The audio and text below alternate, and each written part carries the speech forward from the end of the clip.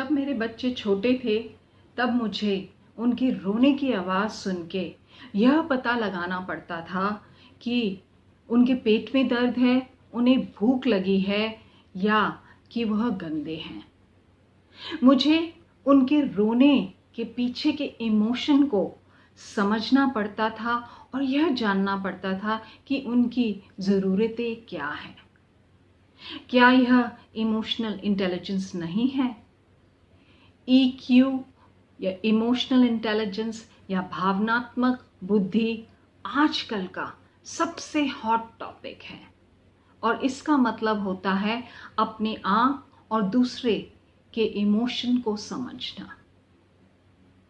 बच्चे एक emotional bundle होते हैं जिनकी थिंकिंग इतनी विकसित नहीं हुई होती है। पेरेंट्स को उनकी आवाज़ सुन के यह पता लगाना होता है कि उनकी ज़रूरतें क्या है।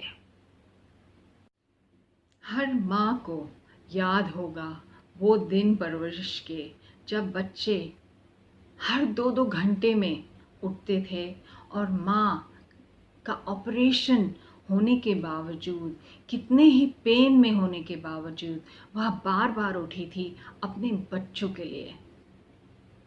हर माँ को याद होगा वह बच्चों के पीछे 24 घंटे भागना, पूरी रात उठना और वह बाथरूम ना बंद कर पाना और पूरा दिन निकल जाना बिना अपनी शक्ल देखे मिरर में।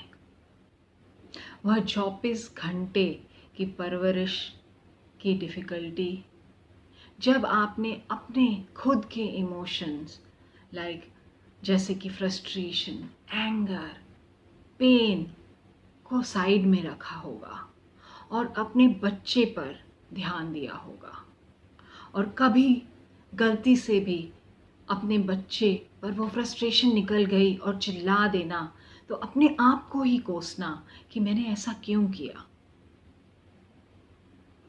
परवरिश सबसे डिफ़िकल्ट काम है और इस बीच में एक माँ बच्चे का अटूट रिश्ता बन जाता है। और यह रिश्ता बनता कैसे है? उस बच्चे के इमोशन को समझना और अपने इमोशन समझ के उनको साइड में रख के बच्चे की अनकंडीशनल लव के साथ देखभाल करना। क्या यह इमोशनल इंटेलिजेंस नहीं है? क्या EQ की शुरुआत घर से नहीं होती?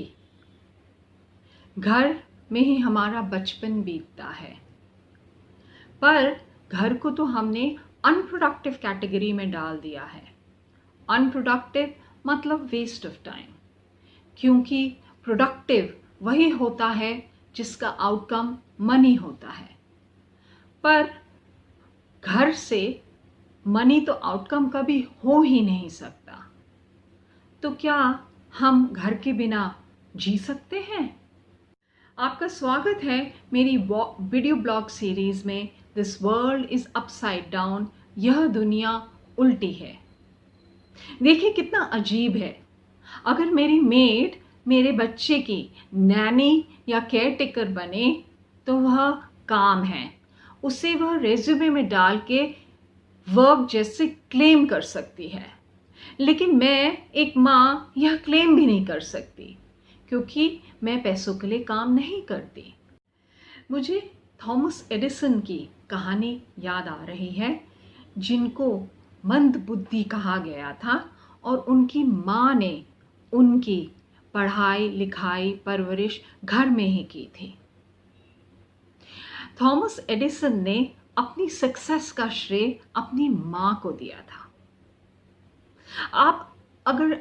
आप ज़रा सोचिए कि उनकी माँ ने अगर एडिसन को मेड के साथ छोड़ दिया होता तो क्या रिजल्ट सेम होता? एक माँ और एक मेड का इंटेंशन सेम होता है?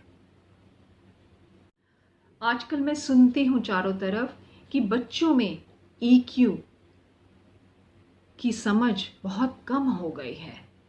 मतलब कि वह बेसिक इमोशंस जैसे कंपैशन, काइंडनेस, एम्पैथी, सिंपैथी समझ नहीं पाते। पर यही इमोशंस तो हमें सबसे ज़्यादा जब बचपन में उनकी परवरिश हो रही होती है तभी ज़रूरत होती है ना। हजारों रिसर्च ये कहती हैं कि वुमेन की EQ हाई होती है, बेटर होती है। आपको क्या लगता है EQ की शुरुआत कहाँ से होती है? अपनी ओपिनियन कमेंट बॉक्स में ज़रूर लिखिएगा और अगर आप मेरे वीडियोस लाइक करते हैं तो ज़रूर मेरे चैनल को सब्सक्राइब कीजिए। Thank you.